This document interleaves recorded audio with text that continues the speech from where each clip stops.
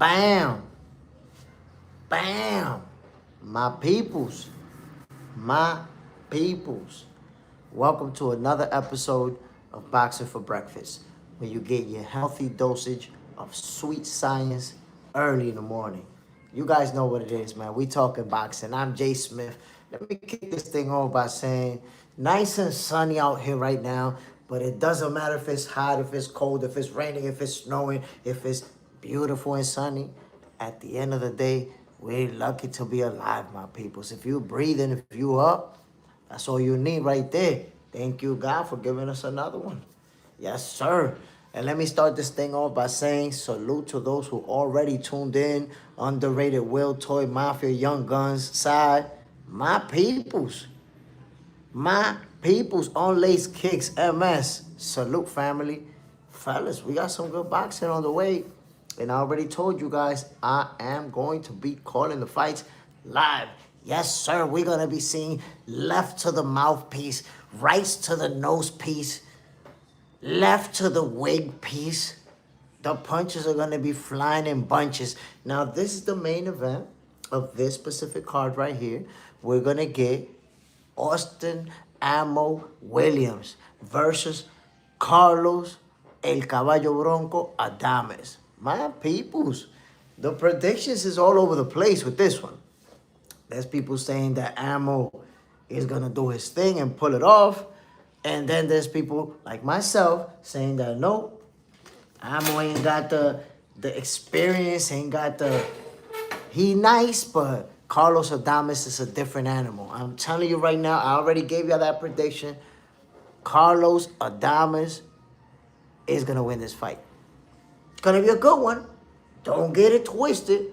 It's going to be a good fight. It's going to be competitive. I'm not diminishing Austin Ammo now. I know he coming to fight, and I know he's going and feeling confident in himself, and he's looking for a W.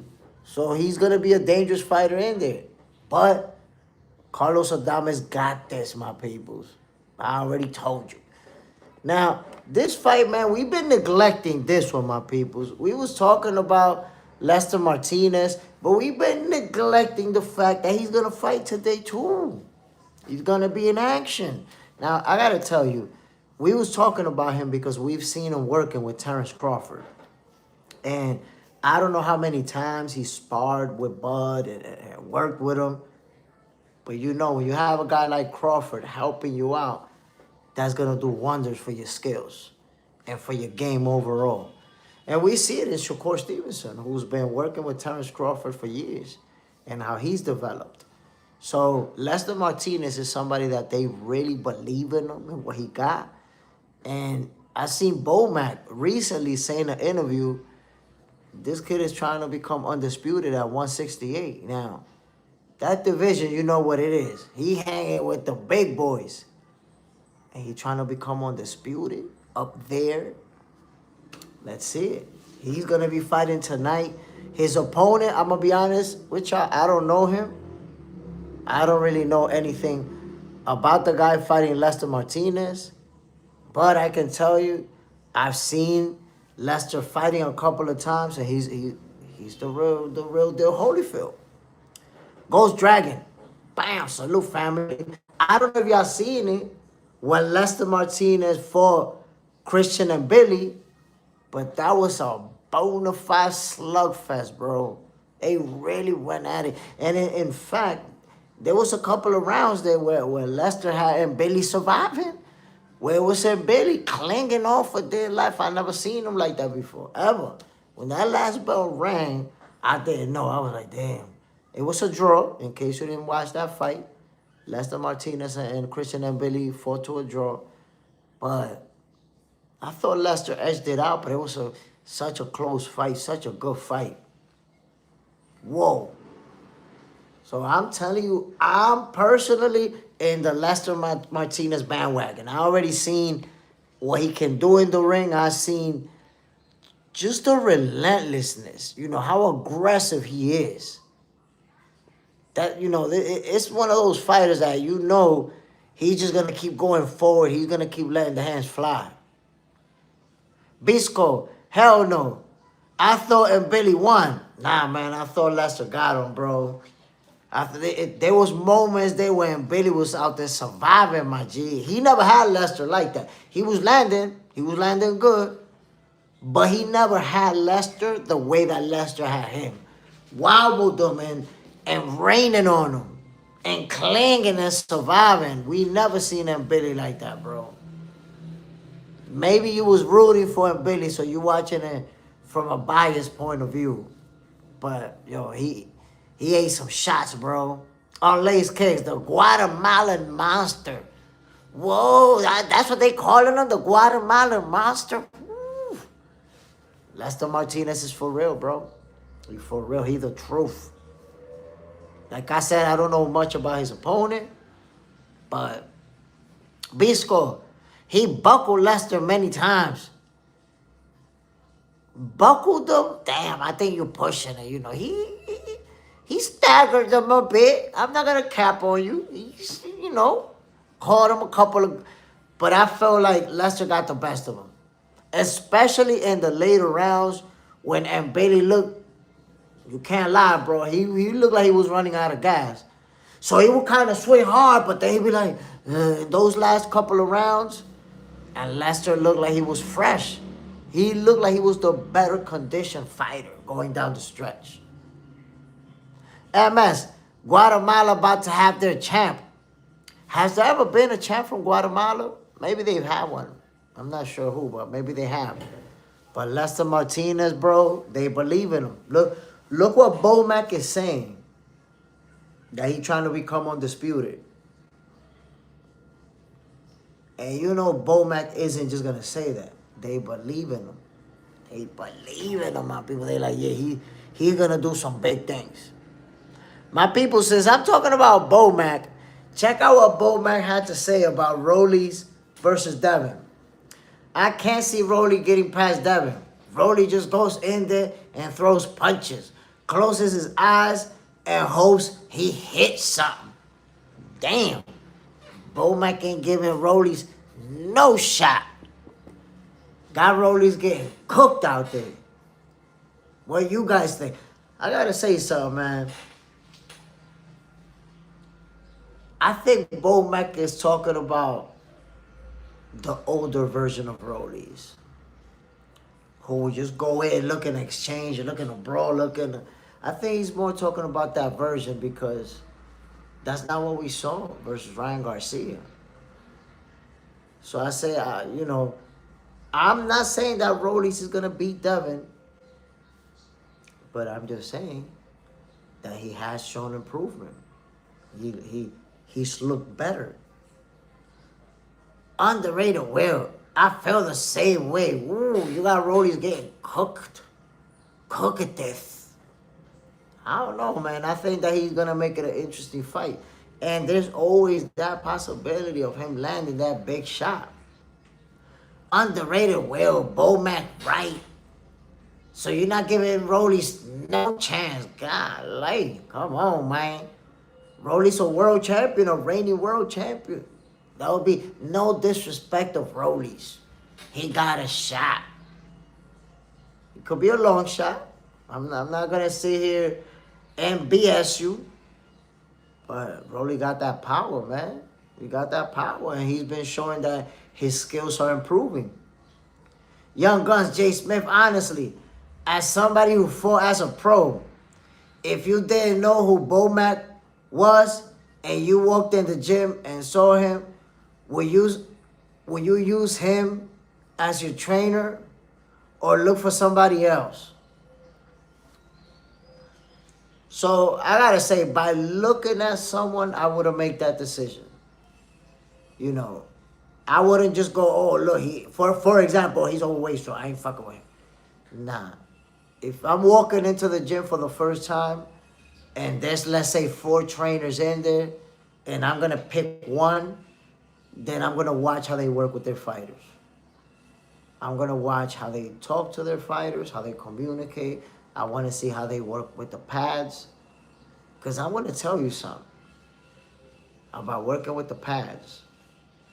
I've seen coaches hurt their opponent hands, their fighters' hands with the pads. I seen it. Some coaches, they don't know how to do that shit. The coaches that's mad, let me show you something. Let me give you guys some insight. And as a pro fighter, I think you're gonna rock with me on this. Let me show you. Watch this. Take a look when you watch like the best coaches and they doing pad work themselves. Take a look at it. And you're gonna notice that they got the pad right here. And when the punch comes, they just go like that. Bang, bang, bang, bang, bang, bang, bang, bang.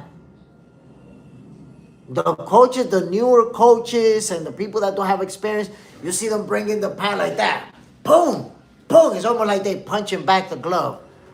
Boom, a longer motion. Boom, boom. I had a coach one time, have my wrist all hurting and shit. Every time I land the left hook, that shit would hurt me.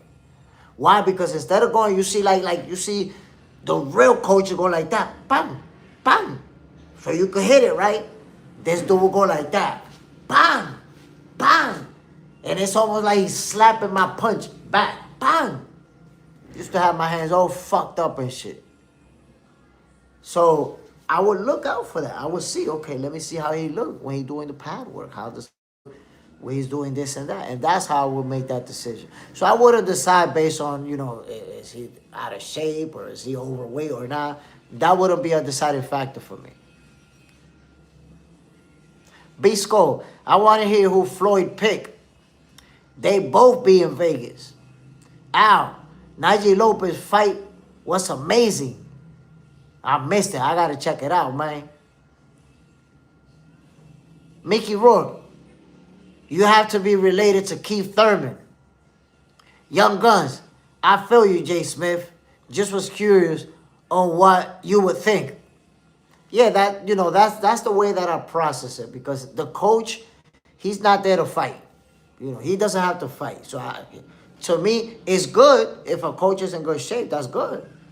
But if he can do his job, that's good enough for me. Young Guns, on a B-Skull, Bomac comes with the strategy to win a fight. That's the thing. Bomac is, number one, he's very cerebral, right? He's going to break down his opponent and how we're going to attack him. So he's going to give you a great game plan. But not just that, the way that he works with you inside the ring. The way that he works with you and makes you do certain things. And you see fighters work with Bomac and they look better right away. I remember Chris Eubank Jr. got his ass whooped. And in the rematch, he brought Bomac in. Stopped his opponent. Beat the shit out of him. I don't remember who it was. But he lost, came back for the rematch, beat the shit out of Buddy with Bomac in his corner. Mickey Rourke, with that outlook, you won't want to be trained by Cuz, Teddy.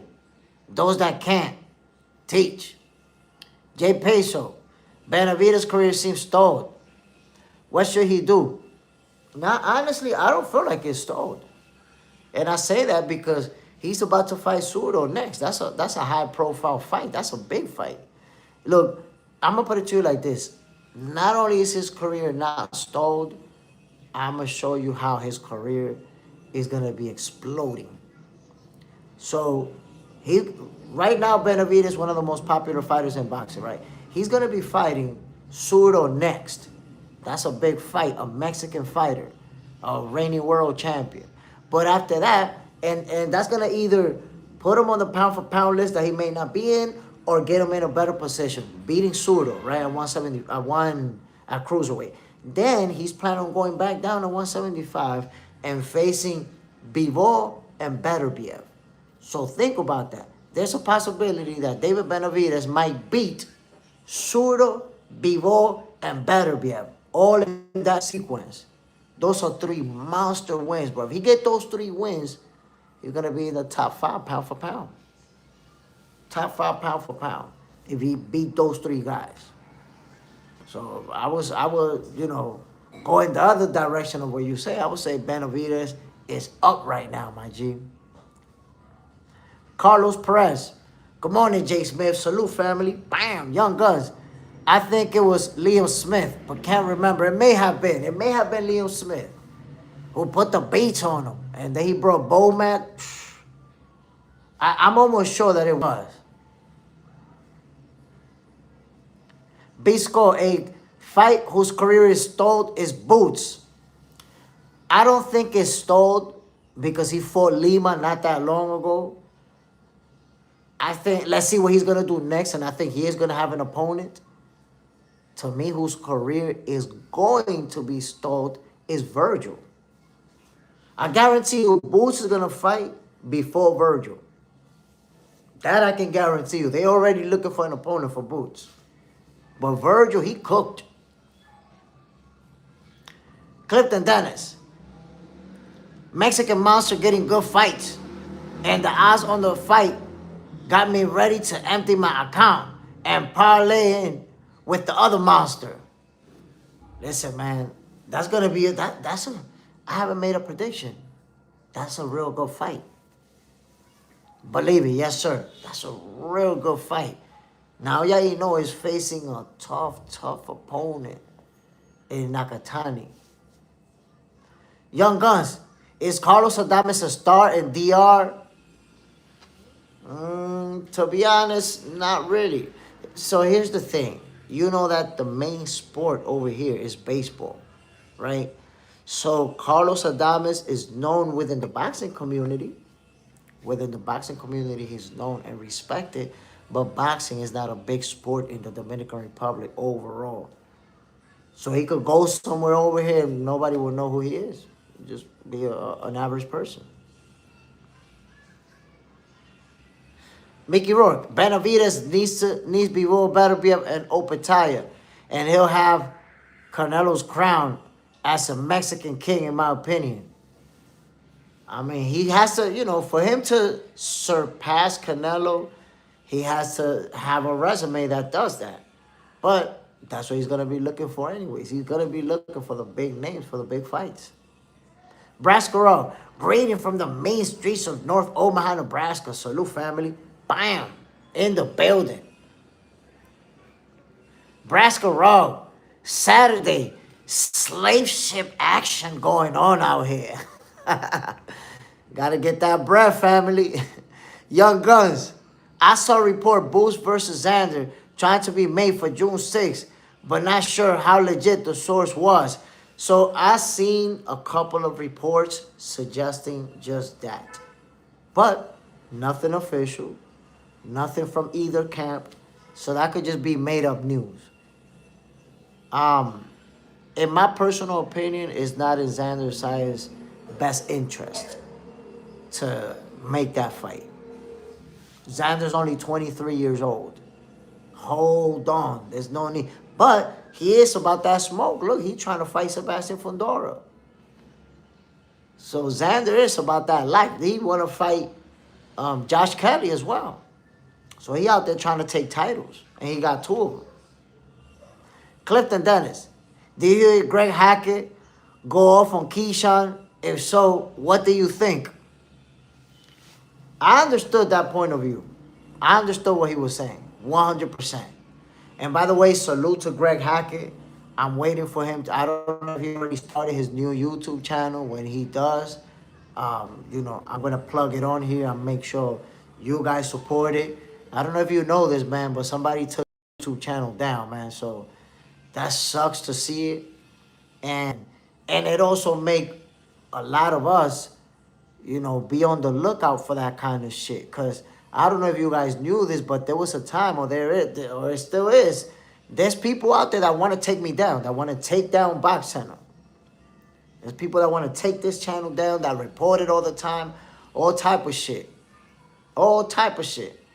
So if somebody trying to take down my channel and they find a way to do it, they're going to do it, right?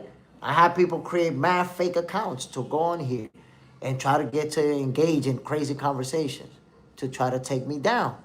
So let me show you, in case you don't know what happened with Greg Hackett's channel. Somebody sent them a request. You know how sometimes I say, yo, it's going to be open mic. I'm going to send the link out. Anybody who want in, I'm going to let you in, right? How I do that? Because it's my family. It's my Box Channel family. Well, somebody had a fake account, and they told Greg to let him in, and he let him in. And they put in a screen, they put some porno shit. Pornographic video. So Greg took it off right away, but the person, as soon as he took down the live, went and reported it. Reported that this channel is posting pornographic material. Boom! They took down Greg Hackett's channel right away. Sent them an email. Yo, your channel posting shit that can't be. Look at the setup that they did, yo. Asked to be let in on the live and gave. So as a content creator, and as somebody who's obviously trying to take care of the channel, I realized I can't even let people in like that no more. Because now I let you in and boom, you put some shit and report the channel and it's done, cooked. Just like that. Clifton Dennis. I'm just now hearing about this. Greg posted the story. He actually posted on his story exactly what happened. Somebody set him up to take down the channel. Brasco, ah man, they used to do that on another YouTube channel I watch. You see? So that's why I can't even be letting people in like that no more. Because now you just never know who's going to do some crazy shit. It's like I told y'all, people been trying to take down Box Center. Been trying, yo. This channel get reported like crazy. Young Guns. It's strange, Jay Smith, that it will happen after the Keyshawn rant. Probably some disgruntled fan. I don't know if it happened after or before, because the Keyshawn rant, I don't know if that was on his own channel or if he was in a different platform. So I'm not sure about that. But there's people out there, yo, that they just want to take you down. They don't want you to do this. They feel like you're a threat to whatever they're doing. And it's like, nah, yo, you know, like if you watch another platform, watching me, it's not gonna stop you from still watching them. People are gonna tune in to whatever they want to watch regardless. Mickey Rourke, it creates a backstage side. I got Martinez and Adames winning tonight. Ooh. I'm gonna be honest with you, man. I got those two as well. Lester Martinez, Carlos Adames. They both walking out of there with the dub. Clifton Dennis, that's crazy. Maybe just take audio only. No video, unless you know it's a loyal member, maybe. Yeah, exactly. You know, it's going to be very, very limited. You know, I'm definitely not going to let in a random stranger. The last person, I didn't know him like that. You know, I just let him in. He didn't say nothing crazy. Got caught lying. But, you know, he genuinely just wanted to talk boxing. So it's all good. But I'm not going to be doing that no more. That's it. Young Guns. I respect all boxing channels because I'm a boxing fan regardless if I disagree with them or not. And look, I agree with you on that 100%. Even if you disagree or even if you don't watch the platform. Like there's a lot of boxing platforms out there that I don't watch. But just because I don't watch them doesn't mean I got something negative to say. If anything, I should have nothing to say because I'm not watching them. I don't know what they're talking about. Brasco, Lester can go 10, 12 rounds. Like I said, I got Lester Martinez winning this fight. And just seeing him working with Terrence Crawford, him being trained by Bomac, that's enough for me right there, man. That's enough for me. The skill level that he has, and then the people that he's working with, Lester Martinez is going to do some big things. Remember I told you this. Lester Martinez, somebody said that he's the Guatemalan monster. I didn't know. I didn't know, actually, to be honest, that he's from Guatemala. Is that the Guatemala flag, I guess? Young Guns, do you think Lester beat Billy? Honestly, I thought he edged him out. You know, because they went back and forth. They was both landing big bombs on each other. But at the end, it was Billy who started to fade and Lester kept coming on. Them championship rounds, when he had Billy, clinging for their life and everything. So I felt like, but I'm also going to say that there was a lot of swing rounds in that fight. There was a lot of swing rounds. So I respect the draw. Because there's rounds that it was impossible to score them. Like, wait a minute, golly, they both landed some monster shots on each other. There was a couple of rounds there that, and Bailey was doing his thing in the first half of the round, and then Lester came on hard and landed some bombs too, and they both looked like they staggered each other. Who you score the round for? So it's reasonable. The draw is reasonable. Mickey Rourke, he just couldn't put Billy away. Exactly. When Billy was hurt, he couldn't, take it all the way. But Billy was smart because he started clinching too and doing things to offset what Lester Martinez was doing. Brascarol, Lester definitely had his hands full. No, look, tough fight because Billy, man, look, and Billy a special fighter too. And he's very strong. Look, man, Lester hit him with everything but the kitchen sink. You know how many fighters would have got knocked out from those punches Lester was landing on them, Billy? Somebody else would have went to sleep already. Derek Taylor, but said Lester gave him good work. Or Buzz said Lester gave him good work going into that Canelo fight. See? There you go. And recently we saw a video with Terrence Crawford working with Lester, working directly with him.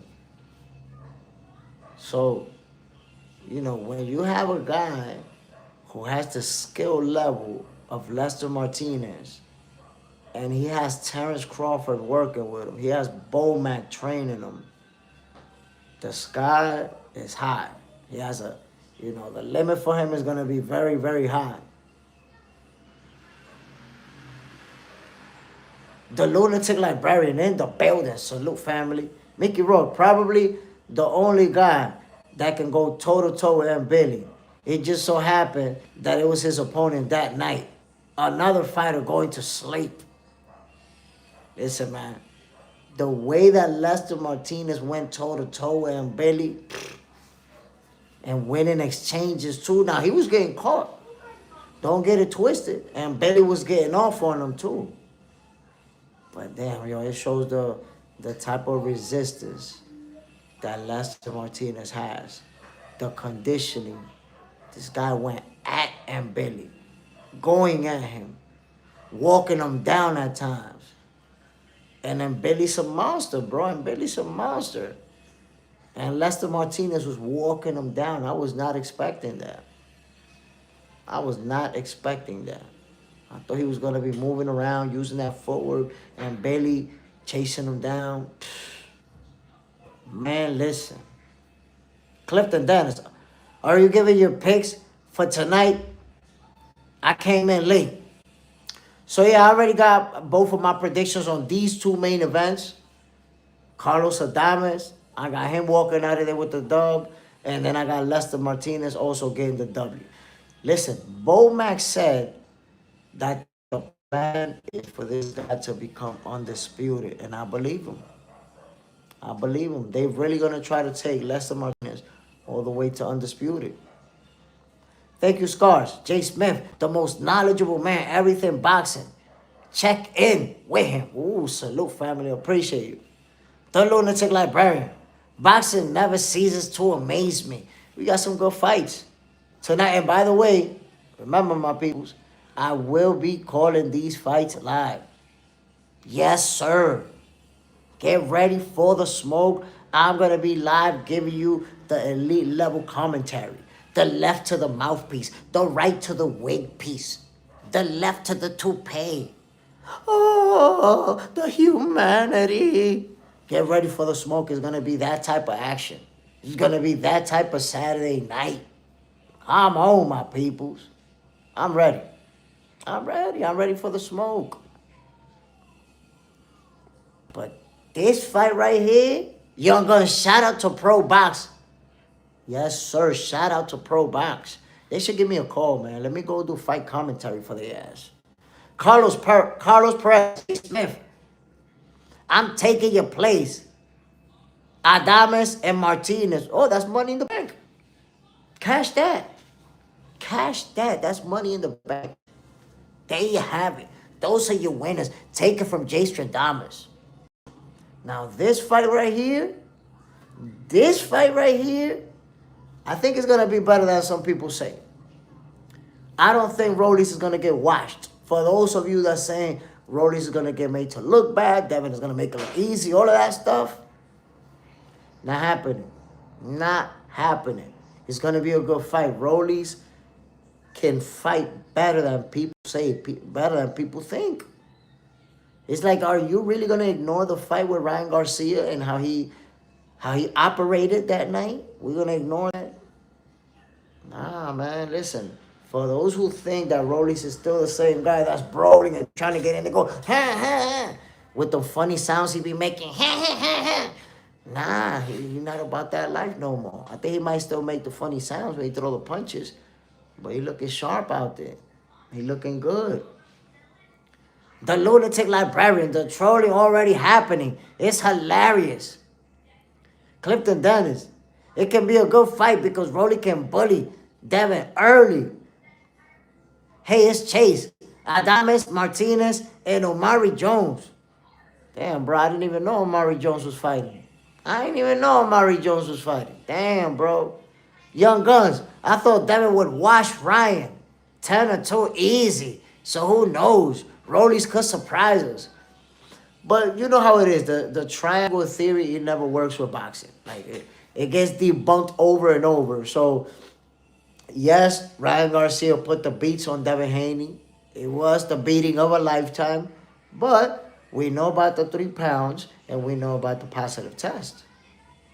So that's a factor that we have to consider. And also, styles make fights. Like I said, just because Rollies beat Ryan doesn't mean that he's going to beat Devin. So we have to see how that plays out. Cousin Jet, do you watch UFC too, bro? Or strictly boxing? Nah, strictly boxing. Sometimes I watch UFC, but I would say I'm a casual UFC fan.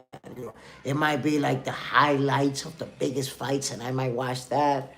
You know, John Jones comes in for a fight, I'll watch that. But I couldn't name most of the fighters in the UFC roster, and I couldn't tell you much about it. So I'm a very, very casual UFC fan. Hey, it's Chase. I didn't know either. Until yesterday, I guess. Bisco, I heard Floyd got doghouse video of Rolly packing Devin up. Oh, damn. Look. In fact, I think it was Greg that told me. Greg Hackett. He told me that Rollies, he put hands on all of them in sparring. We seen him putting hands on Ryan Garcia in sparring. And I don't know, I can't remember who else. But supposedly he put hands on all of them, and that's why he felt confident that he could beat them. In sparring, he gave them the business. Clifton Dennis, how these main events end KOs or not? You see that? That's hard to say. Because Lester Martinez, I got to win him, but he got a real tough opponent. In front of him. And then Austin Ammo, he got one loss to Hamza Shiraz. That's it. You know. So I think that fight goes I think they could both go the distance. The Hydro Grind, Adames versus Ammo tonight. Ooh, salute my peoples. That's gonna be a good fight, man. I've seen a lot of fans say that Austin Ammo's gonna get him. One of my boys posted, yo, Ammo got this. And I just commented on his post. Carlos Adames gonna cook him. Gonna be a cooking show. Oh, my peoples, there you have it. Adames versus Williams. El Caballo Bronco versus Ammo. The Hydro Grind. Yo, I realize Ammo is a crazy person. I think this one is going to be good. Damn, why you say Ammo crazy? Nah, he ain't crazy. Hey, it's Chase. Damn. On DraftKings, he's minus 1,000. Clifton Dennis. Damn. I might have to make a new bet. I put less for KO. I mean, look, Lester has what it takes to knock him out. Don't get it twisted. That bet is not dead in the water. I'm just saying he got a real tough opponent in front of him, man. If I was placing a bet, I'm gonna be honest, I think I'm saying it goes the distance. But dude that he's fighting, he got a lot of resistance, but it's like we all know Lester got that power that if he catch you, he could sleep you right then and there. So let's see. It's hard to make that prediction. The Hydro Grind, I got Lester by KO. Clifton. Too much power. Yo, Lester, man, is a special fighter. And like I said, I seen Bowman say himself that they're going to go for undisputed. That he believed Lester is going to become an undisputed champion at 168. Look at the expectations that they already have for him. That's how you know. He for real. Somebody else, by the way, who's fighting tonight, Terra Moana. This dude right here, you haven't seen him fight? Right now he's 9-0 with 9 knockouts from Australia. And he got like that Samoan power. Like when you see him fight, ruthless, relentless. And he's one of the guys that I told you, he's going to be one of those in the future. Like it's him, Moses Italma, Fabio Wardley, who's a world champion right now, Caballero. The heavyweight division is going to be crazy, my people. Crazy. The Hydro Grind. Huge guy, Terra Moana. Oh, my God, yo, Terra Moana's a unit. He a monster. Monster. Big as hell. So far, when I seen him fight, his opponents just look little, bro. Little. How you weigh 250 pounds and look little? That tell you. Hey, it's Chase. Richard Torres is another one. But I'm going to tell you what. When I think about those names, Terra Moana, Moses Italma, Caballero, and Richard Torres. I see Richard Torres as the weakest link in that group. I see him as the weakest link in that group. You know why? Because Richard Torres, he got all that power, but he gets real sloppy. He has tendencies that they come back to bite you. When you get to the highest levels, Richard Torres will be doing this.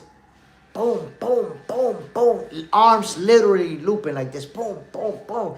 He's going to find somebody who's going to go right down the middle on Richard Torres.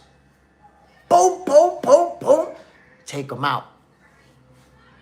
So Richard Torres can fight. He's an Olympian. He's, he's winning. He's undefeated, doing what he's supposed to. They feeding him real low-level cherry picks. Real easy wins. So he's doing what he's supposed to do, blowing them out of the water. But I believe when he gets to that level, he's gonna get exposed. We're gonna see the holes that he has in his defense. Cousin Jet, Roy Jones, pound for pound, best ever. No discussion. Flatlining people in middle up to heavy. Nobody was doing it like him. They say Pacquiao, his weight jumps are a few pounds here and there. Roy went most weight. Yeah, but then you have to consider, Cousin Jad, at what weight Manny Pacquiao started his career and what was the highest that he went.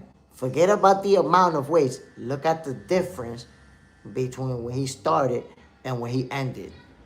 And look at the difference between Roy Jones when he started, and he only fought one time at heavyweight. It's not like he stood there to defend it. Just like Manny Pacquiao fought one time at 154, or once or twice, I'm not sure. That was at a catchweight, if I'm not mistaken. But if we look at from beginning to end, there was a lot of weight that Manny Pacquiao went up. A lot of weight and a lot of size. Because that's the thing, Roy Jones Jr., he's not a little guy. Manny Pacquiao was a very small guy. Hey, it's Chase. I think he's too small for heavyweight. My people, listen. The heavyweight division is going to be hot. Heavyweight division is going to be on fire. We got some young heavyweights coming up, and they're all really, really good. If you haven't seen Moana fight yet, watch him. He's going to be fighting tonight. Check him out. Young Guns, Jay Smith, Golden Boy signed an extension with the Zone. Do you like everything being on one platform? So I don't have a problem with it. It's been working out. And sometimes they have to do business with somebody that's fighting on a different platform, and they have to make it happen. Honestly, they have to do that because it's more beneficial. The best thing would be if all of the major promotional companies have a deal with all of the platforms.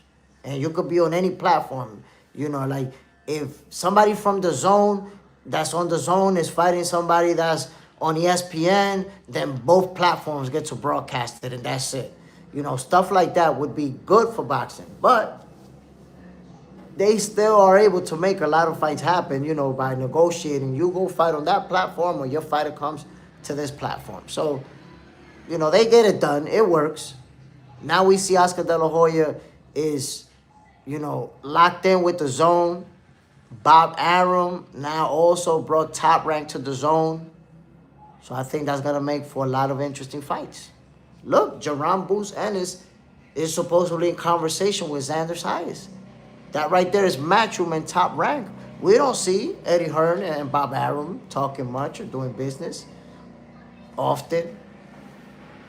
That fight now looks more possible because both of them are on the same platform. Young Guns, Pac-Man went from 108 to winning a belt 154. Roy Jones went from 154 to winning a belt in heavyweight. Both made big jumps in weight. Of course, both of them. Cousin Jet, 154 to heavyweight is crazy. Yeah, but Roy Jones, if you look at the size, Roy Jones was bigger than Manny Pacquiao compared to the people in his weight. So if you look at Roy Jones' opponent at heavyweight, who was the Puerto Rican guy, the quiet man Ruiz, I forgot. John Ruiz. You look at Roy Jones and John Ruiz. Roy Jones, if I'm not mistaken, was either his same height or right around his same height. But look at Manny Pacquiao at 154 when he fought Margarito. He like up to here on Margarito. John Ruiz, the quiet man, he like up to here on Margarito. So Roy Jones, when you compare them, Roy Jones was a lot taller versus the opponents that he was facing, as opposed to Manny Pacquiao, like 5'5". They say he's 5'5", but that shit must be with platform shoes. Manny Pacquiao's jump was crazy, bro. It was crazy. And not only that, Manny Pacquiao being able to dominate and win and accomplish in the welterweight division. That's the thing. Because Roy Jones went to heavyweight one time. That was a one-shot deal. Manny Pacquiao campaigned at welterweight for years. Beat Keith Thurman, undefeated Keith Thurman, when he was 40 years old, if I'm not mistaken, something like that. That's crazy. That's crazy. So, but somebody mentioned about Roy was juiced. Nah, but it was over-the-counter juice, and he didn't know. That was the official explanation now. Young Guns, Pac-Man started the same weight as Inoue, and you see Inoue still at 122. It's hard to jump all those weight classes. Not just that. With Naoya Inoue, I don't think he goes past 135. Maybe. And 135 is a stretch, because for 135, he still has 2 more divisions to go. But I think he maybe goes to 135. That's it.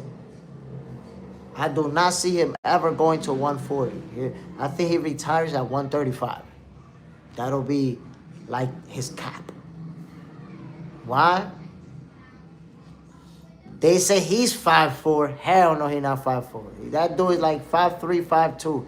All you got to do is see him at all the weigh-ins where he go face to face with his opponents. His opponents be 5'3", and he be like this, looking up at him and shit. So now you know he's a very small guy, and that's the only reason why he's not going to get to Pacquiao's level where he wins in 7, 8 divisions. And he said it himself. He said that he's not trying to do all that. That he's trying to fight where he feels comfortable, where his body feels comfortable. That's where he's trying to fight at. And he's not trying to shoot for, catching up to as many divisions as Manny Pacquiao. Think about it now. Yeah, you know it. He's not going to win in as many divisions, but he's already undisputed in 2 divisions. Manny Pacquiao was never undisputed. So right there, he got something on Pacquiao that Manny didn't accomplish. Tell you who? Tell you don't know about Terra Moana? You're going to find out. 9-0, 9 knockouts. He's going to be one of the major faces in the heavyweight division. Look, Terra Moana, Caballero, Moses Itauma, Fabio Wardley, Richard Torres. We said he's one of the guys. Although I think he's going to get lumped up by one of the ones I mentioned. Clifton Dennis, I wish he goes up if he wins this because he's truly great. Young Guns, Jay Smith, Inoue versus that 6'1" monster, Espinoza, at 126 would be epic.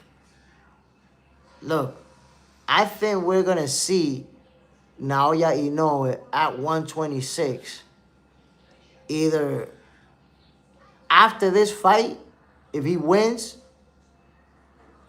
or later this year or next year. I think he's going to be making that move. But it depends because he's also trying to see if Bam moves up to fight him. He wants to fight Bam. And he specifically said, I'll fight him, but I'm not going to stay and wait for him forever. Something along those lines. So he's not trying to wait. But he's giving him time. Young Guns, Jay Smith, Inoue versus... Oh, no. I read that already. Tay, now you said somebody was like 5'3". That's extra small. Yeah, now you know it. He's listed as 5'4". That shit is cap. Cap. I don't believe it. But look at him. I think he's listed, if I'm not mistaken, at 5'4". Young Guns, Pitbull is like 5'4" flat at 140. That's crazy. Because Pitbull is like a tank. Tank Davis too. Tank Davis is like 5'5", right? Let me see. Hold on. Let me see now. Yeah, you know what height, y'all.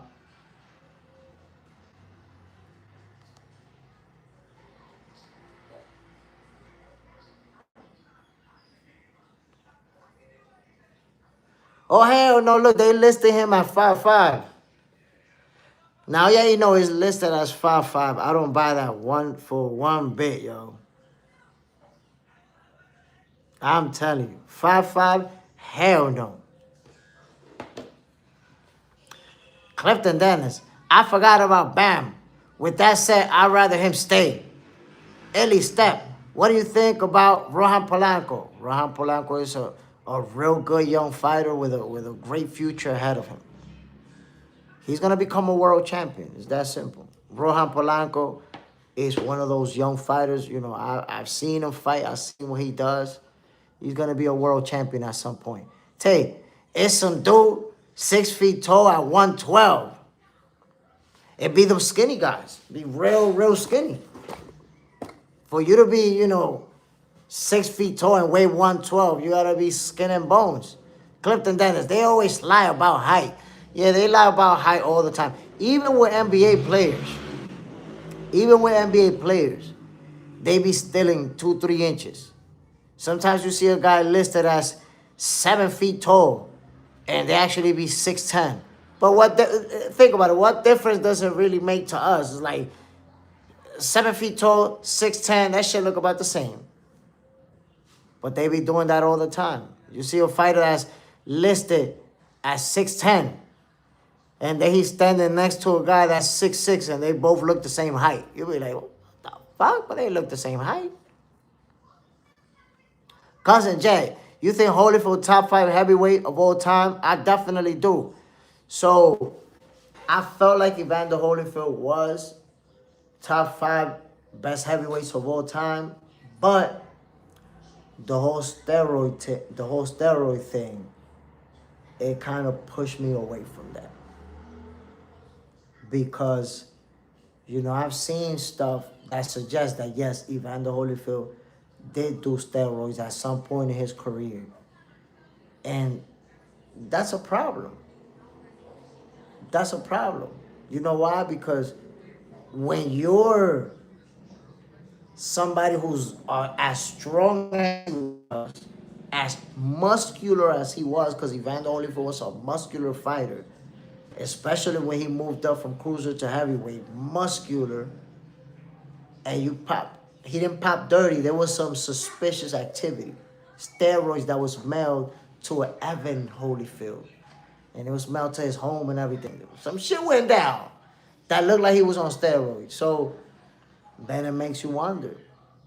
When a fighter pop dirty, there's always gonna make you wonder, especially at the end of their career. Damn, how? If there's something suspicious around him, right? You're gonna wonder how many fights could he have done on steroids? How many people did he beat because he was on steroids? Remember the real deal Holyfield that was standing there and bang with you, bam, bam, bam, bam. How many people did he beat, or did he beat anyone on steroids? Because of steroids. So once I started having those questions, it kind of made me drop him off of that pedestal. Al Booger, Angelo Leo, Tay, they got Kermel 5'4", but he's 5'9". Yeah, but I think when it comes to Kermel, they got him like that because he was probably measured when he was like 16 years old.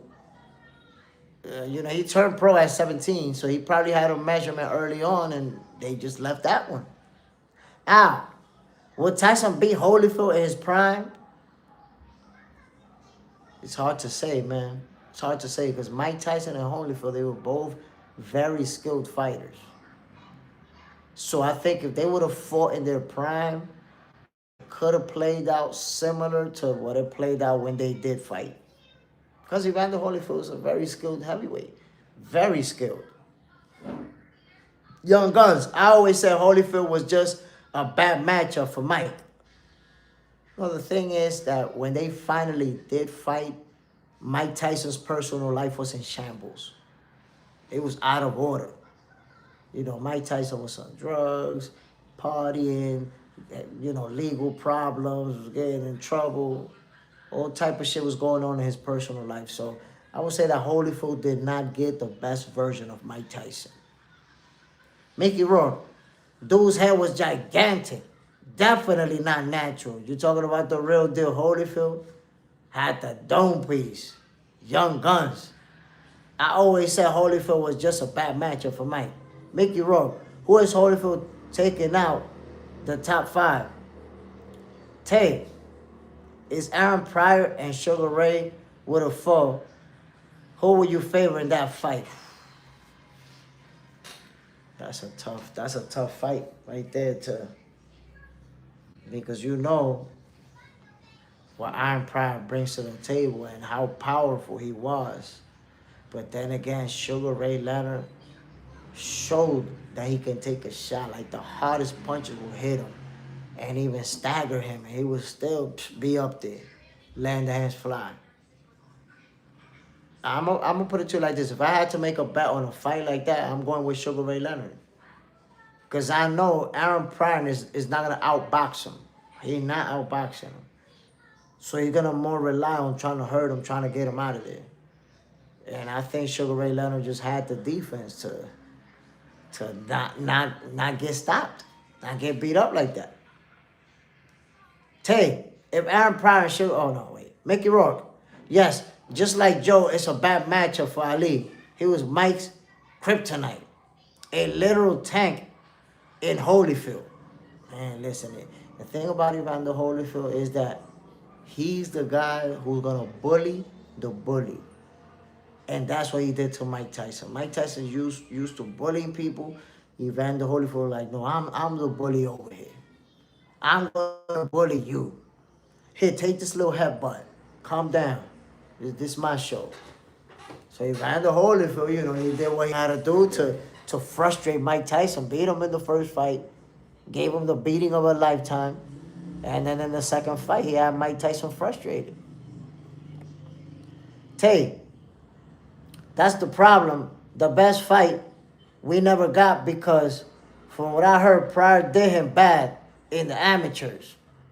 That would have been a fight, man. That would have been a fight. Throughout boxing, there's fights that we have, missed out on. Some fights, because I'll tell you what, we should have got Terrence Crawford versus Danny Garcia. Terrence Crawford versus Danny Garcia should have happened. Terrence Crawford versus Keith Thurman should have happened. Like, we didn't get those. Young Guns, take this headbutt home with you and think about it. Let it marinate. Mickey Rourke. A hill I will die on. Joe Louis is the greatest heavyweight ever. I mean, I'm going to be honest, me personally, I didn't get to watch Joe Louis. He was way before my time. So it's hard for me to say to put him up there like that. And even I would say the video footage for the fighters who fought back then, it doesn't give them justice. You can't really appreciate how good they were. So I know that Joe Louis was great, but when I'm ranking fighters, it's hard for me to even consider a spot for him because I feel like I didn't really get to see the things that he did. Young Guns, Jay Smith. Do you want Keyshawn to stop trying to fight Abdullah? I guess I'm going to have to say yes. I know that Abdullah was his mandatory at 135, and they would have fought back then. Keyshawn could have made weight. He moved up to 140.